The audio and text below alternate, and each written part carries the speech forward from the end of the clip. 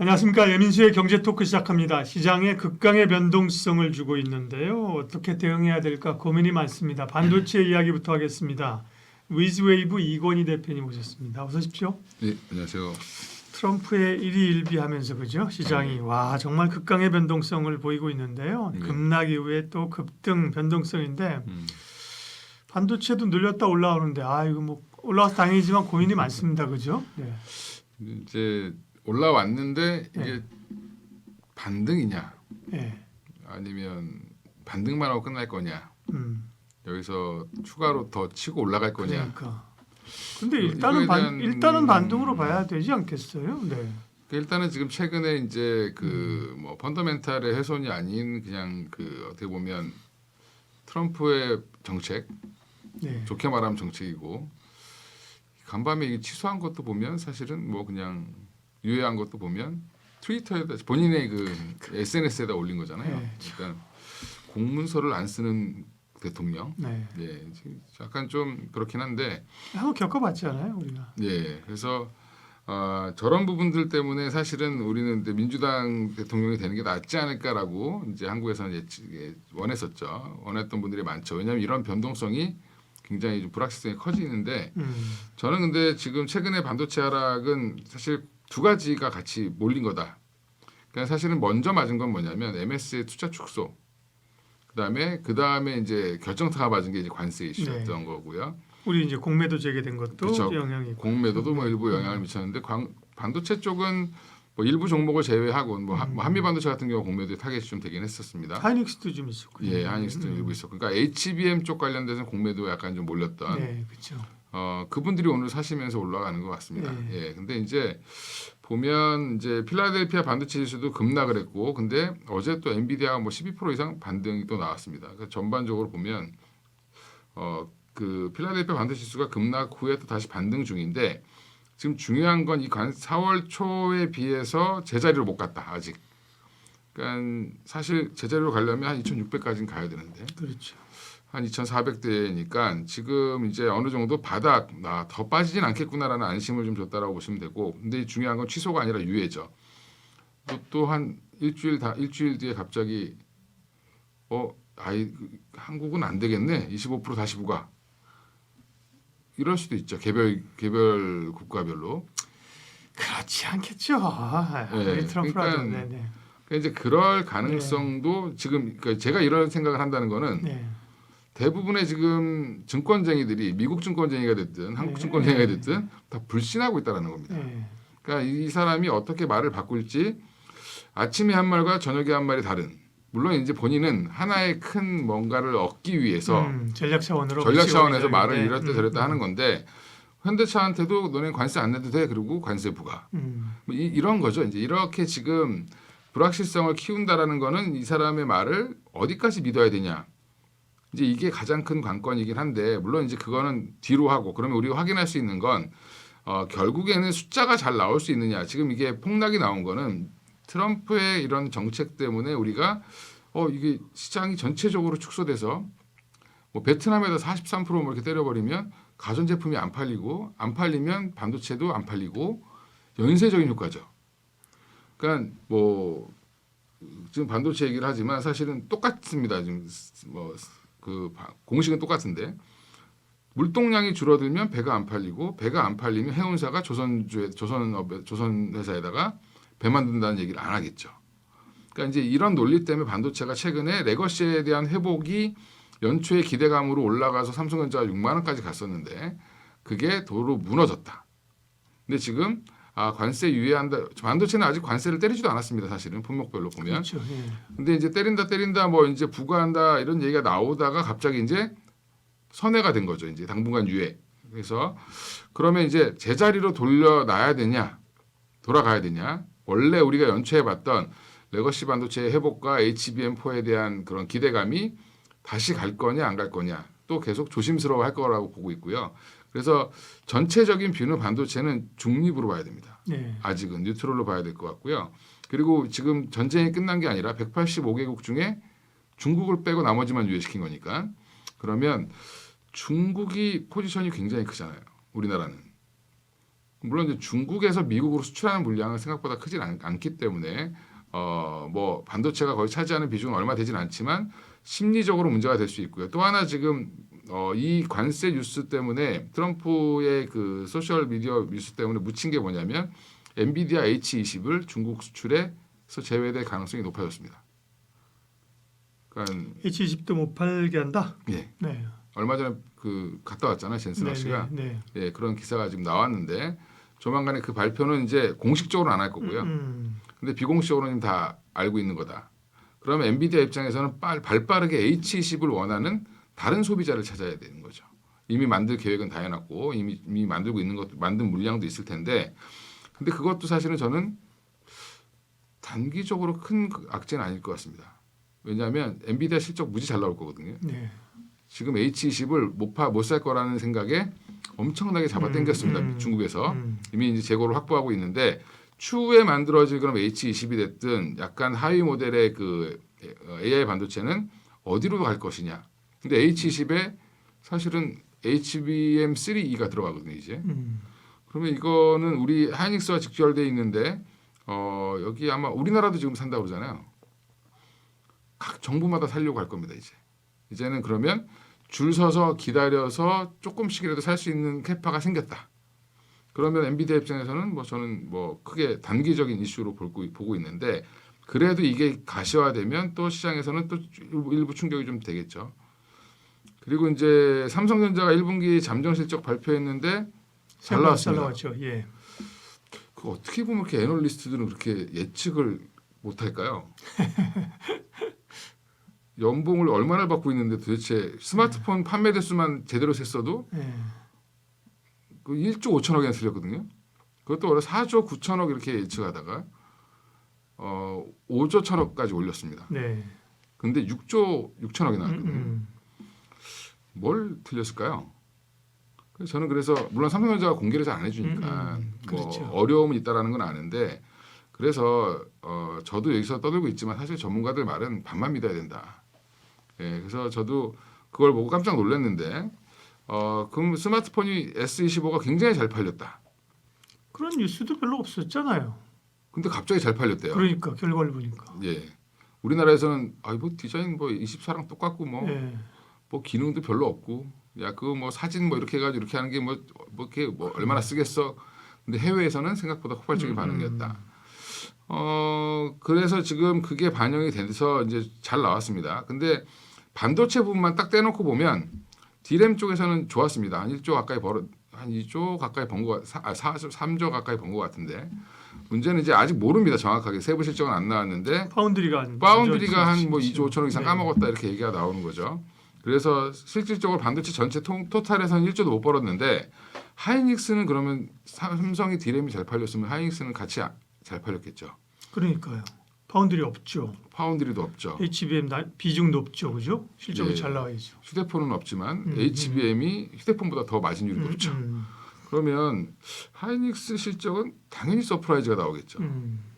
이제 그걸 반영해서 이제 가이던스가 또 이제 올라가겠지만 하이닉스의 가이던스는 계속 우상향될 가능성이 있습니다. 가이던스 자체도. 그리고 HBM4에 대한 기대감이 지난달에 제가 왔을 때는 삼성전자가 HBM4에 대한 기대감도 있다. 기대감이 없어졌습니다. 지금 퀄테스트를 한다는 얘기도 없죠. 근데 어디에 뭐 이제 브로드컴이랑 뭐 한다는 얘기는 있는데 메인인 지금 엔비디아랑 한다는 얘기가 없습니다. HBM4에 대해서. 그 얘기는 예전에는 그래도 뭐 이렇게 뒷정보에도 이렇게 나오고 뭐 뻥카 기사도 좀 나오고 했는데 지금 아예 언급이 없습니다. 그 얘기는 삼성전자에서 하나도 흘리지 않고 있다. 근데 하이닉스는 이미 샘플 납품했습니다. 그러면 HBM4도 결국에는 누가 선두로 나가는 거냐면 하이닉스가 선두로 나간다. 지금 마이크론도 아직 샘플을 납품을 못했고요. 그러면 당분간 하이닉스의 시대가 더 이어질 수 있다. 삼성전자가 뒤늦게 또 HBM4 납품해봐야 의미 없죠. 그렇죠. 뒷북이죠. 네, 그러면 마진율도 별로 안 클 거고.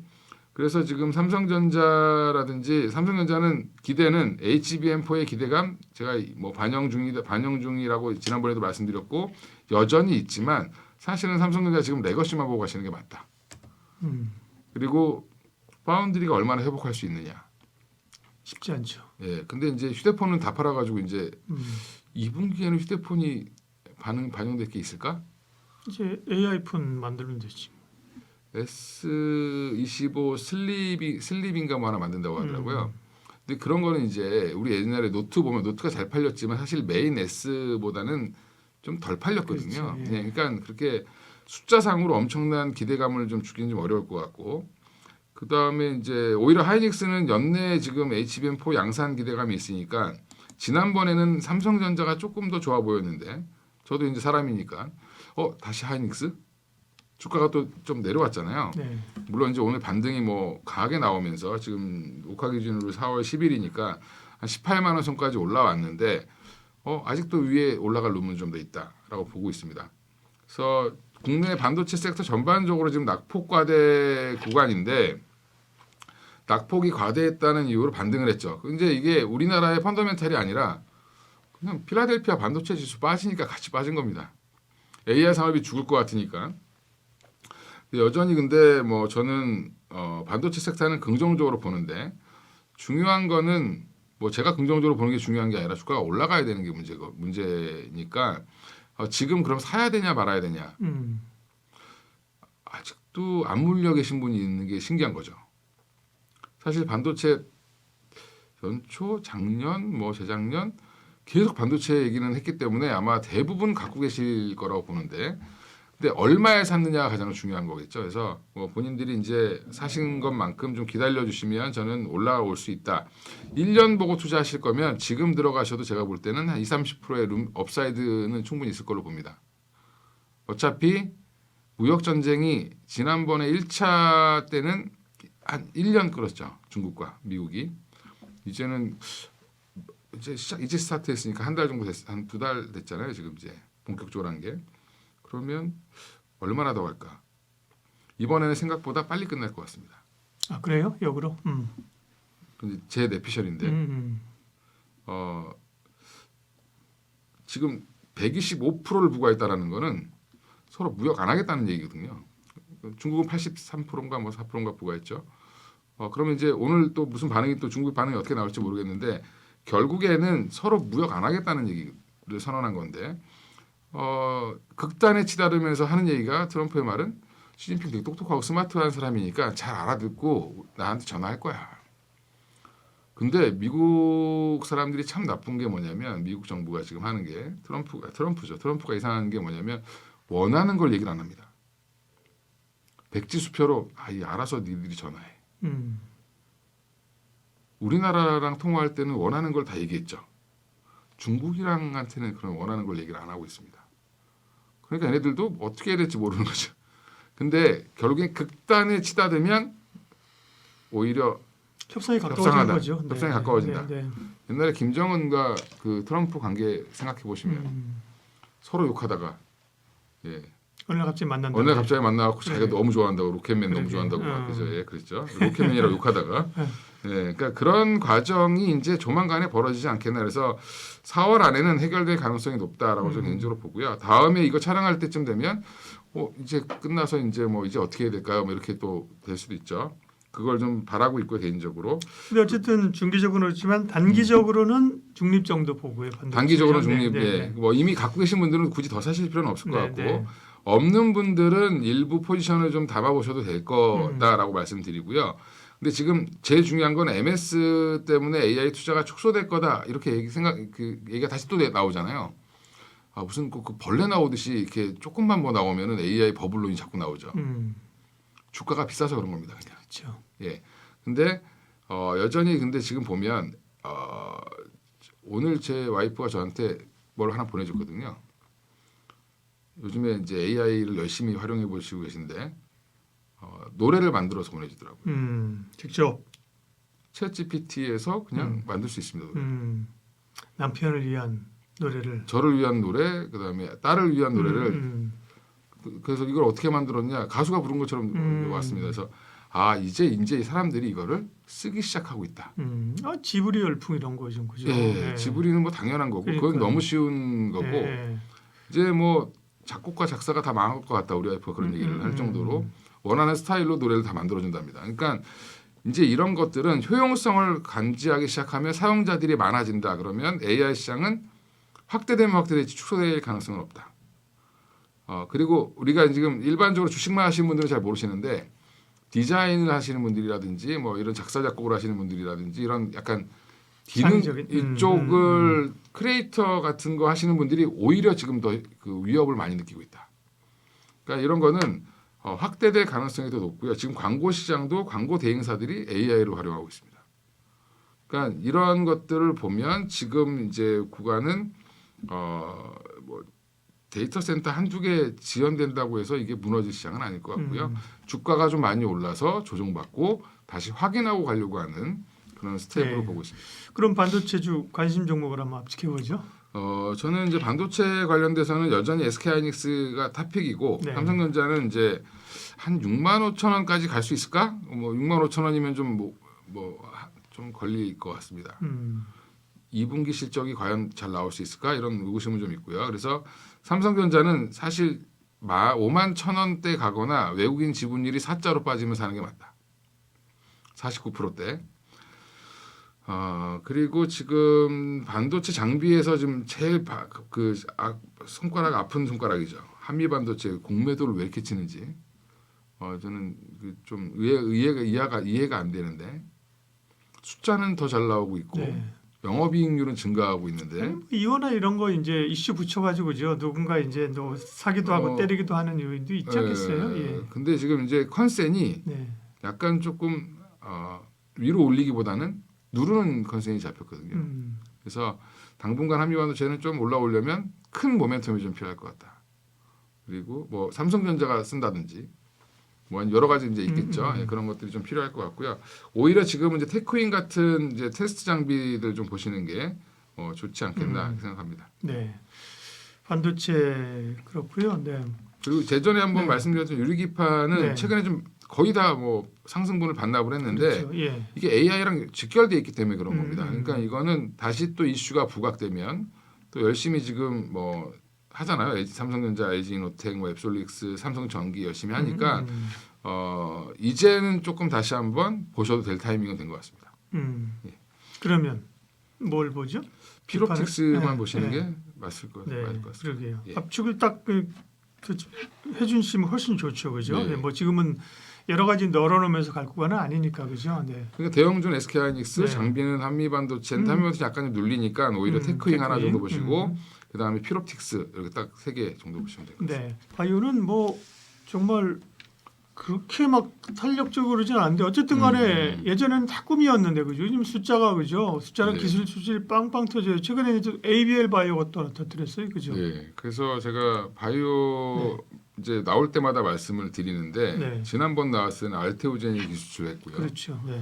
그때 규모가 한 2조 대 됐죠. 예. 예, 아스트라제네카 예, 두 예. 건 해가지고 ABL 바이오가 이번에는 4조 1,000억대. 근데 인수한 회사가 GSK인데 GSK가 어디지? 사람들이 이러죠. 그러니까 우리가 이름을 모르는 회사니까 빅파마 중에서 좀 끄트머리에 있는 아스트라제네카보다 좀 적은 회사, 작은 회사죠. 근데 규모 크네. 그러니까 그 작은 회사가 이걸 가져가려면 예. 돈을 더 많이 지불했어야 됐겠죠. 아마 좀 경쟁이 있었던 걸로 보이고 제가 볼 때는 뭐 그런 얘기는 안 하겠죠.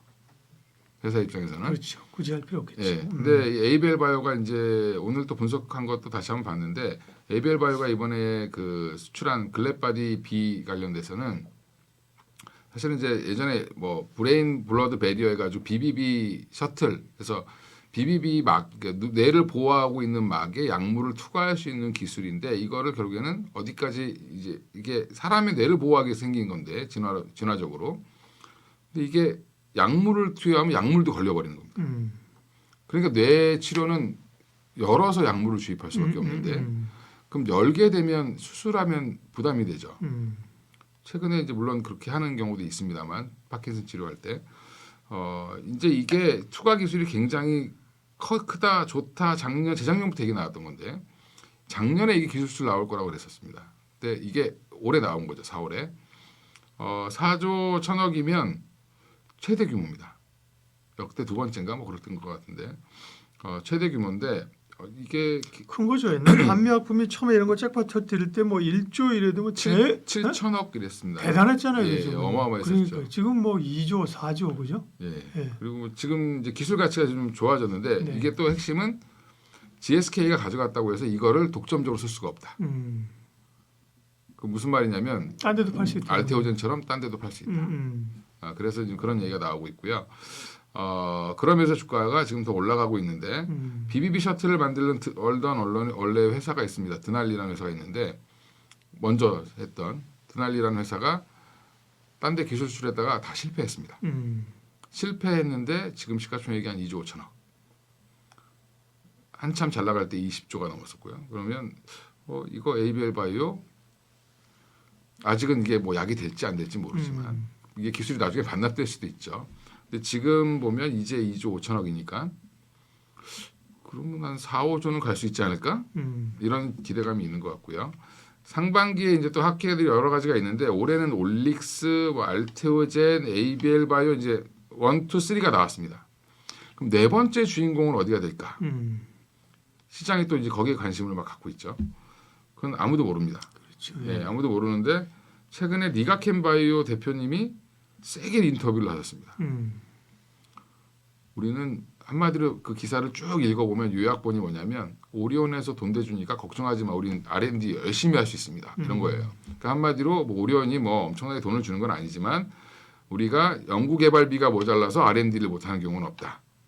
앞으로 열심히 기술 개발을 하겠다.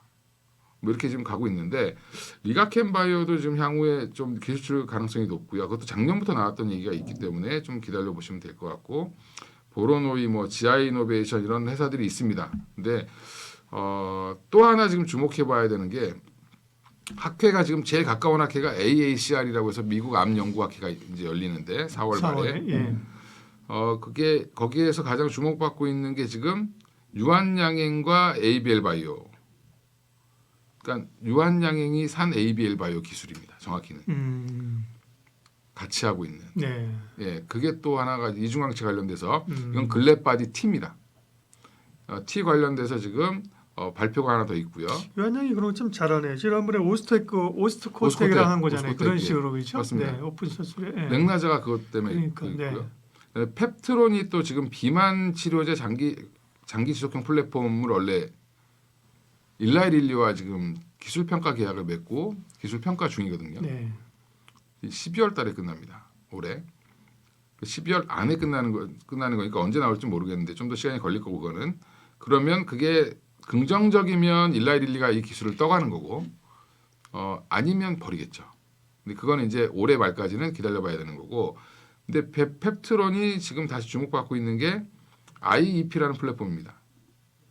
이게 세포 내재화를 시키는 플랫폼이다 이렇게 얘기를 하는데 펩타이드 기술인데 좀 영어로 하면은 뭘 잘 모르겠는데 그걸 해석해 보면 ADC라고 지금 가장 핵심적인 항암 치료제를 만들고 있는 이게 지금 제일 핫하잖아요. ADC가 지난번에 이제 다이치 상교랑 이제 알테오젠이 체결했던 그 ADC 관련된 것들을 ADC에다가 펩트론의 IEP라는 플랫폼을 입히면 얘가 성능이 개선된다. 그러니까 ADC의 핵심은 항체 앞에 있는 항체가 암세포를 찾아가는 게 핵심입니다. 근데 거기에 이제 리가켄 바이오는 이 링크 기술을 갖고 있는 거고 이 항체는 주로 이제 빅파마들이 갖고 있는데 이 항체를 또 강화시키려고 이중 항체로 만드는 게 ABL 바이오고 이 항체를 조금 더 성능을 좋게 해주는 기술을 하겠다고 하는 게 지금 펩트론입니다. 이 펩트론이 이 기술 관련된 논문을 이번 그 학회에서 발표를 합니다. 그러면 펩트론이 그동안 우리는 이제 바이오 모르시는 분들 그냥 비만 그렇죠. 치료제 그렇죠. 이렇게 생각하시잖아요. 네. 비만 치료제가 아니라 비만 치료제를 조금 더 성능을 개선시켜 주는 거죠. 뭐 한 달에 한 번 맞게 해주는. 그러면 ADC도 성능을 높여주는 이게 어디서 많이 들어본 건데 알테오젠이 기존 약에다가 SC를 갖다 입히는 거랑 똑같은 거죠. 그래서 그렇죠. 제2의 알테오젠이 될 가능성이 있다. 이런 얘기들이 좀 나오고 있고요. 또 하나 지금 방사성 의약품 관련주인 이제 퓨처캠이 임상 결과가 지금 잘 나왔습니다. 임상 이상 결과가 이건 말기 전립선암 치료 환자들한테 이게 한마디로 몸 안에다가 핵폭탄 집어넣는 거거든요. 방사성 물질을 옛날에 방사선 치료하면은 바깥에서 이렇게 쐬니까 그렇죠. 온몸이 약간 좀 뭐랄까 피폭을 당하는 거잖아요. 근데 몸 원래 내부 피폭이 가장 위험한데 내부 피폭을 아주 소량으로 암세포 근처에다 터트리는 겁니다. 전구체라는 거 안에다 집어넣어 가지고 근데 그거를 기술을 갖고 있는 게 퓨처캠인데 그게 지금 말기 전립선암 환자로 하여금 20명 정도로 이제 해서 임상을 했는데 생존율이 60%. 근데 이것도 노바티스가 개발하고 있는 게 있는데 그 생존율이 30% 정도 나옵니다. 그러니까 경쟁력 대비해서 지금 2배가 잘 나왔네. 근데 이게 방사성 물질이니까 많이 투여하면 투여할수록 부작용이 크겠죠. 암세포는 없어졌는데 사람도 같이 죽으면 안 되잖아요. 그러니까 이게 사람한테 부작용을 최소로 하려면 소량을 투여해야 되기 때문에 퓨처캠이 하고 있는 건 뭐냐면 기존의 노바티스에서 하는 거의 양의 한 3분의 1 수준을 투여한다. 근데 오히려 생존율은 2배로 올라갔다. 뭐 이런 얘기가 나오고 있습니다. 그래서 이것도 지금 이제 기대감이 막 생기고 있는 종목이고요. 또 하나가 이제 유한양행 랭라자 아까 유한양행 참 잘하고 있다라고 아까 이제 박사님 말씀하셨는데 이 랭라자가 점유율이 굉장히 올라갈 것 같다. 최근에 지나치셔서 아마 관심 없는 분들은 기사도 못 보셨을 텐데 우리나라에 폐암의 권위가 있는 어떤 교수분이 유한양행에서 뭘 받으셨는지 모르겠는데 강연을 하셨는데 네. 타그리소의 시대는 끝났다. 이제 아스트라제네카 타그리소가 원래 이제 대표적인 폐암 그렇죠. 치료제였는데 예. 이제는 랭라자와 리브리반트 병용요법을 쓸 수밖에 없다. 1년 더 사는데 당연히 써야죠. 근데 얼마 전에 또 리브리반트가 SC 제형이 유럽에서 통과가 됐습니다. 그러면 더 접근성이 좋아졌죠. 미국은 이제 진행 중이고 그러면 이게 판도가 지금 100대 빵이었다라고 하면 다시 랭라자랑 리브리반트 요법 얀센이 갖고 있는 게 100으로 올라오고 타그리소는 아예 사라지는 약이 될 수도 있습니다. 가격은 비슷한데 야 이거 맞으면 1년 더 산대. 그러면 이거 맞겠죠 무조건. 그러니까요. 이거는 이제 랭라자 이번에 그 병행요법인 거고요. 병행요법. 단독요법도 또 있다 그랬는데 그죠? 네, 단독요법도 네. 있는데 단독요법은 아직까지 이제 발표는 따로 나오진 않았고 우리나라에서 국내에서 이제 단독요법으로 쓰고 있습니다. 예, 그것도 이제 이미 이제 임상 사상을 하고 있는 거죠 국내에서는. 그것도 좀 나올 걸로 보이고요. 그럼 이제 결국엔 유한양행의 주가는 랭라자가 그러니까 얀센이 리브리반트랑 같이 랭라자를 팔아주고 있는 건데 얼마나 로열티를 받을 수 있을까? 로열티 규모는 뭐 10%냐, 15%냐, 뭐 이런 거에 따라 다른데 대체적으로 대략 계산해 보면 적으면 1년에 한 3천억, 많으면 한 1조까지 봅니다 지금. 이게 만약에 이렇게 제대로 판매가 된다라고 하면 그러면 그게 지금 이제 점유율이 점점 올라간다는 게 보이면 로열티 수치에 대한 영업이익 상승 기대가 있을 겁니다. 근데 주가는 지금 쉬고 있습니다. 계속 쉬고 있는데 저는 오히려 지금 이제 봐야 된다. 예. 그래서 그리고 또 이제 비만 치료제는 뭐 일라이릴리 제파운드가 국내 출시 임박을 하고 있는데 비만 치료제도 주목해 보셔야 되죠. 비만 치료제는 아까 얘기했던 뭐 펩트론도 있지만 그 외에 이제 다른 약들도 있습니다만 펩트론 하나만 보시면 되고. 그래서 정리를 한번 해드리면 제가 지금 뭐 이렇게 종목을 막 이렇게 나열했는데 그럴 수밖에 없어요. 바이오는 뭐 그죠? 제가 말하지 않은 종목은 안 보시면 됩니다. 뭐 무시하는 게 아니라 제가 전반적으로 바이오를 봤을 때 종목 단위로 접근하셔야 되고 제가 지금 말한 회사들의 유한양행을 빼고 공통점이 뭐냐면 그냥 바이오 테크 회사입니다. 신약도 아니고 어떻게 보면 플랫폼 같은 걸 만드는 회사고 리가켄 바이오도 마찬가지입니다만 이게 다 보면 어떤 약에 접목을 시킬 수 있는 약들이거든요. 그 기술들이기 때문에 그렇죠. 확장 가능성이 높은 거죠. 예, 확장 가능성이 높고 뭐 HLB 같이 이거 아니면 안 돼 이런 게 아니잖아요. 지금 신약이 아니기 때문에 그래서 그런 회사들의 관심을 오히려 가지시는 게 좋을 것 같고 이게 관세 전쟁에서도 굉장히 자유롭죠. 의약품에 관세 부과한다고 근데 뭐 관세 여기 있잖아요. 네. 근데 여기 우리가 의약품을 만드는 게 아니죠. 이런 이유는 그렇죠. 기술만 파는 거기 때문에 뭐 그거는 뭐 알아서 약을 만드는 거는 뭐 알아서 하는 거니까 뭐 일부 뭐 원료를 대는 거 이런 거는 그러면 사가는 쪽에서 부담하는 거니까 어쩔 수 없이 그런 것들은 그래서 저는 여기도 그거에 대해서 굉장히 자유롭다. 그러면 탑픽이 뭐냐 너는 도대체 이런 거죠. 알테오젠 탑픽입니다. 저는 기본하고. 탑픽인데 지금 이제 알테오젠은 좀 지겹잖아요. 이제 무거워지고 그쵸, 예. 시총 1이다 보니까 이제 장 빠지면 같이 빠지고 막 이러죠.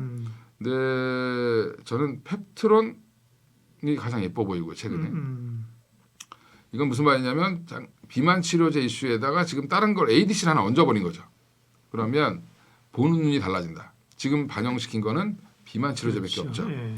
그래서 지금 최근에 시장이 흔들렸음에도 불구하고 계속 우상향하고 있습니다. 근데 우상향이 아주 천천히 잘하고 있다. 정고점 무난히 돌파할 수 있을 걸로 보이고 퓨처캠이 또 눈에 들어옵니다.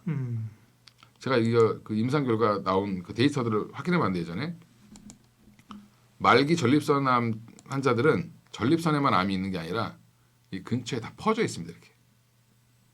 그러니까 이거는 빨리 안 쓰시면 어차피 돌아가시는데 그래서 이거를 빵 투여했더니 암세포가 싹 없어졌습니다.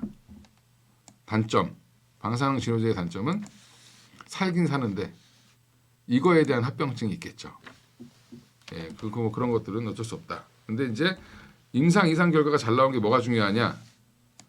바로 패스트트랙으로 쓸 수 있습니다. 그리고 지금 이 회사에서는 이거 기술 이전 가능성이 높다라고 지금 보고 있는 것 같습니다. 그러니까 이 회사가 끝까지 개발하지는 않을 거고요. 아마 이제 팔겠죠. 국내 임상 결과가 나온 거니까. 그래서 요 세 종목 보고 있고요. 유한양행은 좀 길게 보시는 분들. 내가 제약바이오 잘 모르겠고 흑자도 안 나고 막 적자인 애들 싫고 그러면 그냥 유한양행 사놓으시면 제약주에서는 오히려 편하게 보셔도 된다. 네. 네, 롱텀으로는 유한양행. 매력이 있죠 제약주가. 그리고 이제 전보다는 좀 그래도 안정적인 게 말씀하신 것처럼 뭐 더디지만 편안하게 하면 바이오시밀러 같은 경우는 사실은 좀 더뎌서 그렇지 그죠? 예, 뭐 과거처럼 뭐 약 개발 못 해가지고 뭐 회사가 그렇죠. 갑자기 뭐 망하고 그런 건 아니잖아요. 제조업이니까 그죠? 바이오시밀러는 네, 그런 게 있고 그게 아니라 말씀하신 바이오텍들도 사실은 무슨 엄청난 제조 설비와 무슨 뭐 연구개발 하다가 그게 신약 안 된다고 회사가 망하는 건 아니잖아요, 그죠? 그리고 이제 이게 지금 말씀드린 회사들은 다 파이프라인들이 이미 기술 수출된 것들이 많은 회사들입니다. ABL 바이오도 그렇고 뭐 지금 알테오젠도 그랬고 그다음에 유한양도 마찬가지고 리가켄 바이오도 마찬가지입니다. 그러니까 결국에는 그동안 업력이 쌓이면서 전 글로벌리한 빅파마들한테 관심을 받고 있는 회사들을 보시는 게 맞다. 네. 예. 2차 전지가 사실은 바닥 잡고 올라오기를 기대하는 섹터고 공매도가 재개돼도 별 영향이 없기를 기대했던 섹터고 그죠? 그렇죠. 실적도 당장은 아니지만 좋아지기를 기대하는 섹터인데 세 가지 다 뭐 지금 말한 거 다 시들합니다, 그죠? 네. 현실화가 잘 안 됩니다. 일단 뭐 사과 말씀드려야 되는 게 지난달에 제가 처음으로 뷰를 좀 바꿔서 좀 긍정적으로 말씀을 드렸는데 여지없이 한 번 더 빼네요. 그러니까 이제 근데 다행인 거는 LG 에너지 솔루션은 31만 원대만 가면 받쳐요? 받치고 올립니다. 이제 그거는 굉장히 좀 뭐 강한 것 같은데 바닥 잡기 과정 진입한 건 맞는데 아직까지 이제 이 마지막 넘었어야 되는 허들이 공매도였습니다. 네. 공매도 재개되자마자 2차 전지에다가 공매도로 그렇게.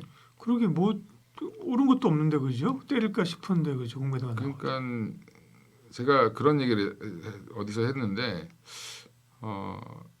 방산이랑 조선이 많이 올라왔으니까 그쪽에 공매도가 많이 몰리지 않겠냐라는 애널리스트의 분석들이 있었죠. 근데 거기는 공매도는 거의 없었습니다. 그러니까 공매도하는 애들도 바보가 아닌 거죠. 그렇죠. 업종이 좋은 데다가 공매도 치지 않는다는 무조건 올랐다고 거죠. 그렇지 안 하는 거지. 오히려 안 좋은 데를 더 패야 더 먹을 게 있다. 그렇죠. 그래서 지금 더 안 좋았던 특히 이제 뭐 LG 에너지 솔루션 같은 경우 공매도 대차 잔고만 보면 이렇게 많지 않았고요. 오히려 이제 소재 관련주들이 많이 빠졌습니다. 그러니까 에코프로 BM이나 에코프로 뭐 LNF 뭐 엔캠 뭐 이런 이제 첨보 이런 이제 안 그래도 바닥 파고 있는 친구들을 더 이제 공매도 치면서 빼는 모습이 나왔고 일부 장비 업체들은 또 지금 실적은 굉장히 좋습니다. 지금 또 최근에 탐방 갔다 온 친구 후배가 엠플러스라는 회사를 갔다 왔는데 엠플러스도 여기 2차 전지 주로 하는 데거든요. 네. 실적이 너무 좋다. 그리고 앞으로 좋아질 거다 이렇게 막 얘기를 하더라고요. 그건 그러니까 장비 쪽 아닌가요? 장비입니다. 그렇죠. 예, 예. 그리고 삼성 SDI에서 지금 미국에 공장 투자를 하려고 지금 준비 중입니다. 예전에 한다고 했는데 약간 미뤘던 것들을 이제 막 시작한다라고 하니까 그러면 장비 업체들이 돌면 이제 좀 바닥 보인 거 아니야? 이건 지난달부터 얘기가 나왔던 거거든요. 그러니까 이게 우리는 이제 매일매일 시장을 보고 뭐 저는 여기 한 달에 한 번씩 나와서 얘기하지만 사실은 기업들은 이걸 이제 계획을 세우고 이제 연간 단위 뭐 분기 단위 이렇게 계획을 세우니까 이제 잘 가고 있는 거라고 보시면 되고, 근데 트럼프가 지금 관세에 아직 이제 올인하고 있기 때문에 여전히 지금 뭐 이 IRA 법안은 관심이 없습니다. 네. 지금 잘못하면 뭐 탄핵될지도 모른다 뭐 이런 얘기가 나오니까 이제 뭐 여러 가지 설이 있죠. 관세를 보고 접었다. 아니 뭐 채권 시장을 보고 접었다. 그렇죠. 네. 뭐 아니면 지금 여론이 안 좋아서 접었다. 본인이 쫄아서 접었다. 주가가 너무 많이 빠져서 뭐 이런 얘기도 있는데 채권 시장이 급등하는 거 보고 했다라는 게 가장 정확한 것 같긴 합니다. 그렇죠. 예, 뭐 자기가 채권 시장을 보고 있었다라고 얘기하니까. 채권금리가 오르면 지금 안 되거든요. 게다가 또 이제 예, 중국도 채권을 많이 들고 있고 그죠. 네. 예. 그래서 약간 아시아권에서 많이 던졌다라는 얘기도 나오고, 그러니까 결국 중국이죠. 일단 지금 그것 때문에 그런데 2차 전지는 아직까지는 저기 밀려 있는 거다. 이번에 LG 에너지 솔루션이 실적을 발표했는데 예상 밖의 흑자가 나왔죠. 그렇죠. 3,600억 정도 흑자가 나왔는데 이거 보조금 때문에 흑자 아니야? 이렇게 이제 얘기를 다 하시는데 뭐 보조금 때문에 흑자든 뭐든 흑자는 흑자죠. 그것까지 감안했을 때도 적자로 봤는데 흑자가 나왔다는 거는 그래도 긍정적이다 이렇게 보고 있는 거고, 이게 근데 제가 볼 때는 예전에 이제 한참 그 2차 전지 여전히 괜찮다라고 얘기하시던 분들 중에 논리가 뭐였냐면 IRA 법안 폐지 못한다. 못할 것 같습니다. 이제 돈을 줄지 안 줄지는 모르겠지만 그리고 이렇게 시간이 가면서 우선순위가 밀리가 되면 그죠. 힘은 초반에 힘이 쓸 때 하는 거잖아요. 그죠? 예. 그리고 지금 의회를 장악을 못해서 예. 의회랑 관련된 일을 하나도 안 하고 있는 맞아요. 상황이에요. 자기 혼자 할 수 있는 거 하는 거죠. 공화당 의원이 지금 상원 의원이 53명인데 11명이 지금 등을 돌아섰다. 이 트럼프제 안 되겠다. 민주당이 탄핵하자 그러면 나도 손들 수 있어. 뭐 이렇게 하는 의원이 11명이라고 늘었다라고 합니다. 근데 그게 9명이 더 생기면 탄핵안이 발의됩니다. 그러니까 이제 이게 분위기가 이렇게 흘러가면 함부로 하지 못할 수 있다라고 봤을 때는 보조금 이슈는 뭐 당분간은 그냥 뭐 묻어두고 생각하시면 실적 회복이 되느냐 안 되느냐가 되게 중요하다. 근데 이제 에코프로나 에코프로 BM이나 보면 한 3분기부터 실적 회복이 될 거라고 얘기를 하거든요. 근데 최근에 SK온이랑 삼성 SDI가 투자를 더 늘린다라는 얘기가 나오고, SK온은 지금 자회사 SK 아메리카 통해서 유일 로보틱스를 인수했는데 거기 뭐 콜옵션을 행사한다 이런 얘기도 나오잖아요. 그러면 2차 전지에다가 이거를 갖다가 이 로봇을 집어넣으려고 하는구나. 설비 투자를 더 늘리려고 하는구나. 미국의 인건비가 워낙 비싸기 때문에 사람을 쓰는 것보다는 기계를 써야 되는 상황이 오는 거구나라고 보시면 이제 슬슬 2차 전지 제조업체들, 셀업체들은 준비를 하고 있는 걸로 보이고요. LG 에너지 솔루션 그다음에 SK온이 얼마 전에 제가 어젯밤에 읽은 기사인데 SK온이 이제 건식 공정에 기술력이 있는 미국 회사랑 협업을 한다라고 합니다. 그 얘기는 뭐 인수를 할지 뭐 협업을 할지 모르겠는데 한마디로 LG 에너지 솔루션도 그렇고 SK온도 건식 공정에 대한 도전을 하고 있는 겁니다. 지금 현재 그거가 아마 저는 조금 더 지금 시장에 핫한 이슈가 아직 못 돼서 그렇지 핫한 이슈가 된다라고 하면 생각보다 반등 세게 나오겠죠. 근데 그러면 지금 상황에서는 소재주는 생각보다 약할 수 있습니다. 지금 리튬 가격도 안 올라오고 그다음에 뭐 지금 금속 가격들도 뭐 되게 안정화되어 있고, 그러면 재료비가 싸졌다라는 거는 셀업체 입장에서는 땡큐죠. 그렇죠. 예. 그럼 전기차 그러니까 메이커들한테도 배터리 가격을 좀 낮춰서도 팔 수 있죠. 그렇게 되면 가격이 떨어져야 사실은 자동차 회사들도 보조금 없이도 팔 수 있는 그런 이제 경쟁력이 생기는 거니까 지금 소재주보다는 제가 볼 때는 셀업체를 보시는 게 맞다. 그러면 이제 할 게 없는 거죠. 한 종목밖에 없습니다. LG에너지솔루션. 예. 그러게. 근데 아까 그부터 맞아 얘기하면 어쨌든 구조 자체가 셀 쪽으로 가면 제일 안정적인 거는 이제 LG에너지솔루션이고. 그렇죠. 삼성이나 SKO는 지금 사실 뭐 투자를 막 해야 되는 돈이 더 필요한 상황이고 맞습니다. 그렇죠. 맞습니다. 네. 아까 이제 장비 업체도 얘기하셨잖아요. 장비. 장비는 근데 문제가 밸류에이션을 많이 안 준다는 게 문제입니다. 그래서 장비 업체들이 실적은 잘 나오는데 최근에 이제 필에너지 같은 경우도 실적이 잘 나와서 주가가 급등하긴 했는데 수급이 안 붙습니다. 그 얘기는 이제 자동차 장비랑 약간 좀 비슷한 흐름인 것 같아요. 그러니까 자동차가 잘 팔렸는데 이슈가 있으면 장비주들 한 번씩 저평가라고 올라오다가 다시 내려오고 올라오다 내려오거든요. 그러니까 부품주들도 그렇고 자동차 부품주 같이 꼭 장비주들이 움직이는데 그래서 장비주는 지금 PMT나 뭐 지금 아까 말씀드렸던 뭐 M+나 이런 종목들이 있는데 다 시총이 이렇게 크지 않죠. 그렇죠. 예, 그러다 보니까 변동성이 너무 커서 좀 추천드리기 좀 애매하고 이슈로 기다릴 거는 역시 유럽밖에 없습니다. 지금 유럽이 규제 완화해가지고 뭐 이제 보조금 확 풀면 그리고 중국 전기차 눌러주면 사실은 우리나라 입장에서는 나쁠 거 하나도 없는 상황이다. 근데 이제 미국이 워낙 저렇게 트럼프가 네. 관세 칼춤을 추니까 유럽하고 예. 중국하고의 관계도 좀 가까워질 가능성이 있잖아요. 높죠. 그러니까 그렇게 네. 되면 지금 유럽도 중국을 많이 차단한단 말이에요. 그죠? 환경 네. 이런 것들도 조금 전보다는 좀 풀릴 가능성이 있잖아요. 그럼 우리가 이제 유럽이 기대하고 있는 게 조금 더 낮아질 수도 있겠다 이런 생각도 살짝 드네요. 근데 이제 중요한 거는 이제 유럽의 그러니까 완성차가 들어오는 건 어쩔 수 없습니다. 그러니까 우리는 근데 유럽에다 완성차를 파는 게 아니라 배터리를 파는 건데 유럽의 메이커들이 이제 우리나라 배터리를 써주는 게 중요한 거죠. 근데 유럽에서 차는 받아들이는데 배터리를 만약에 안 받아들인다라고 하면 오히려 우리한테는 기회가 있는 거고. 그래서 만약에 뭐 비아디라든지 뭐 그 CATL에서 유럽에다가 공장을 짓는다. 그러면 단가를 못 맞춥니다. 가격이 똑같이 올라가죠. 그러니까 좀 경쟁력이 떨어지기 때문에 그래서 지금 중국도 배터리 공장을 지으려고 하는데 중요한 거는 와서 지어봐야 그러면 별 차이 없다.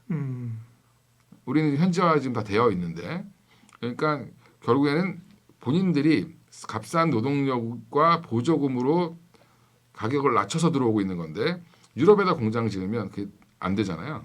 그러니까 결국엔 그러면 동일선상에서 경쟁하는 거는 괜찮다. 이렇게 보시면 될 것 같아요. 네. 예. 그러니까 말씀하신 것처럼 2000년은 바닥권을 잡아가는데 바닥권이라고 하는 게 바닥을 포인트를 얘기하는 게 아니기 때문에 항상 그렇잖아요, 그죠? 바닥은 이제 주식시장의 명언이 뭐 아시겠지만 바닥은 지나봐야 한다. 그러니까. 근데 이게 바닥이 이게 급반등, V자 반등이 나오는 바닥이 있고 뭐 쌍바닥을 찍는 바닥도 있는데 네. 라운드 바닥일 것 같습니다. 음. 그러니까 이게 서서히 한참 지나서 이게 돌아섰구나. 그러니까 이런 정도의 바닥권이 나오지 않겠나. 그러니까 지금 전기차가 갑자기 뭐 엄청나게 판매가 된다든지 아니면 강제로 휘발유차를 못 팔게 하고 야 이제부터는 전 세계가 전기차만 써야 돼 이런 게 나오지 않는 이상은 당분간 그건 좀 어렵겠죠. 유럽에서 그렇게 좀 가려고 하다가 또 후퇴했잖아요, 그죠? 유럽도. 그렇죠. 네.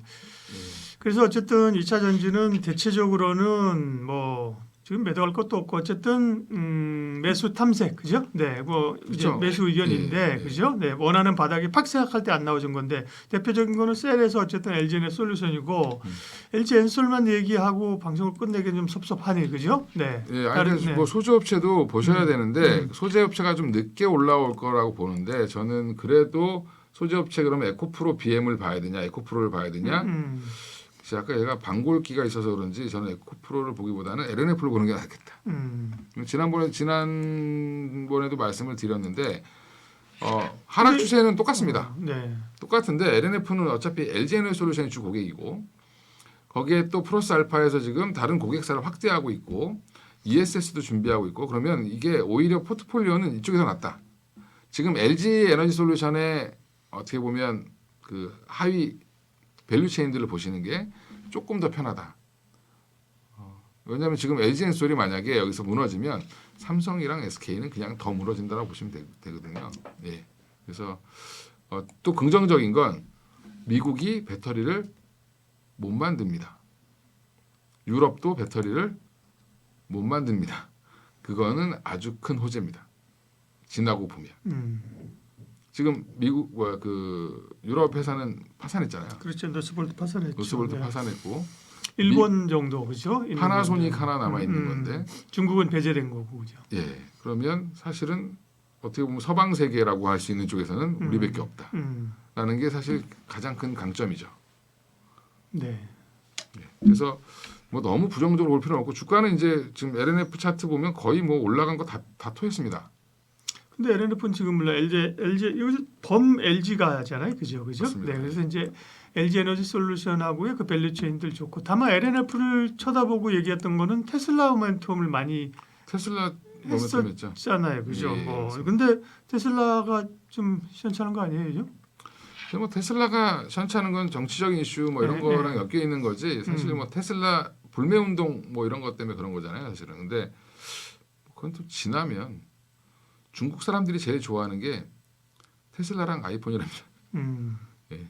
제일 사고 싶은 차 테슬라, 제일 사고 싶은 핸드폰 아이폰. 네. 되게 특이하죠. 중국 사람들이 미국 미제를 제일 좋아한다고. 그렇죠. 겉으로는 싫어하는 것 같으면서 그렇죠. 아, 미국을 되게 존경한답니다. 그래요. 예, 미국 같은 나라가 되고 싶다. 이거 그런 저기 꽁 안에 끌려가는데 왜 그러지? 근데 그 미국 그 중국의 상류층들은 만나면 서로 영어로만 얘기한다고. 다 미국 유학 갔다 와서 예, 다 그 아메리카 물을 먹어서 중국어로 얘기하면 촌스럽다고. 네. 예, 그렇답니다. 마지막으로 예. 사실은 2차 전지가 회복이 되면서 쫙 올라오게 되면 지금 말씀하신 또 우리가 알고 있는 뭐 그들이 사실 제일 안정적인 거고요, 그죠? 예, 뭐 그런데 늘 새로 이제 뭐가 불이 붙으면 늘 스타가 새롭게 나타나지 않습니까, 그죠? 네, 그런 점에서 물론 이제 과거에 스타라고 하는 게 올라왔다가 주목받다가 이제 또 거품이 빠지는 경우도 많잖아요. 예를 들면 뭐 그렇죠. 엔캔 같은 경우 거품이라는 게 아니라 기대감으로 굉장히 많이 올랐다가 그죠? 예. 빠진 바가 있고 최근에는 이런 것들 뭐 대주전자 이런 걸 어떠는가 대주전자 뭐 코스모 예. 뭐 이런 데도 보면 쭉 기대감으로 올랐다가 보면 또 빠지고 네.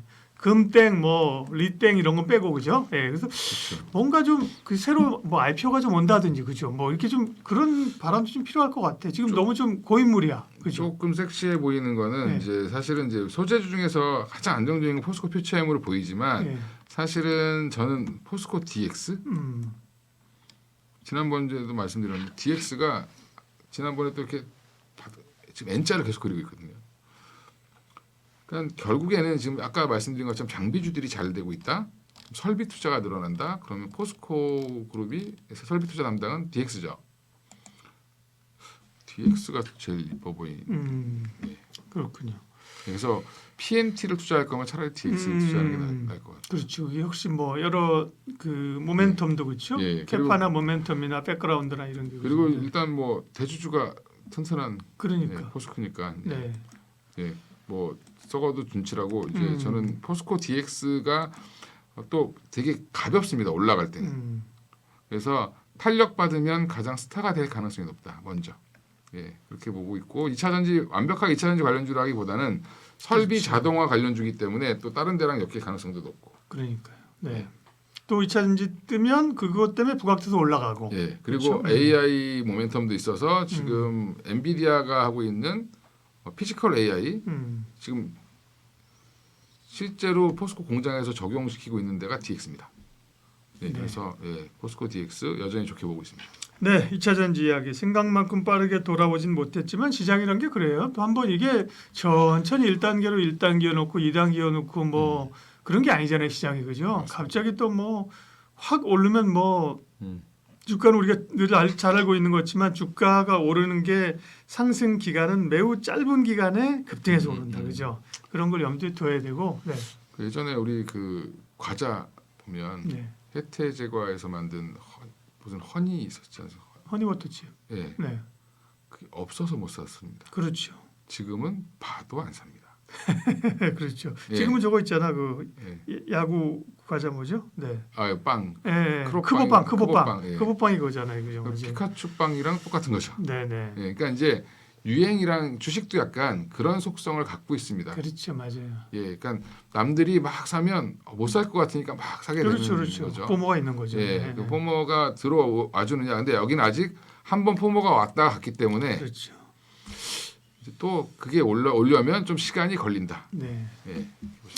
예, 2차 전지 이야기 위즈웨이브 이권희 대표님 함께했습니다. 고맙습니다. 예, 감사합니다.